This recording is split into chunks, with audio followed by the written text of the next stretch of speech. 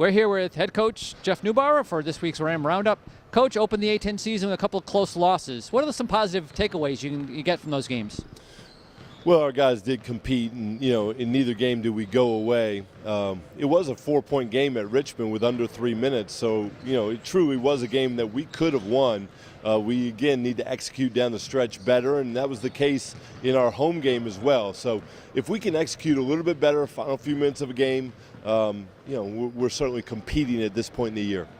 Now, the two games are a little bit different, too, in rebounding. I mean, obviously, you're out-rebounded by Duquesne and went down to Richmond and out-rebounded the Spiders down there. But that's something you put an emphasis on before the Richmond game? We did make some changes going into the Richmond game, and Christian Sengfelder and Prokop Slanina really did a good job of attacking the offensive glass. So really encouraged by those two. They combined for 9 offensive rebounds. Now, this week, coming up, we've got St. Joe's at home and then going down to Davidson. It's a different St. Joe's team this year. No Bembry, no Isaiah Miles. What are we looking for from St. Joe's? Yeah, so St. Joe's is a different team, but they still do the things that they did last year that made them so good. And what are those things? First of all, they value the basketball. They are one of the 2 best teams in the Atlantic 10 at taking care of the ball. And then defensively, they're so tough. They really protect the basket, they protect inside the arc, and they force teams to shoot a lot of threes. So that was their success formula last season, and they are still playing that way.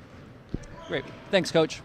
All right, we're here with junior forward Christian Sengfelder. Christian, first of all, I heard the rumor, 4.0 GPA this semester? That is correct, yes. Now, how do you do it? I mean, obviously playing high-level Division I basketball and maintaining straight A's in school. How do you divide your time? I think it's mostly about organization, and then also you have to have some discipline too.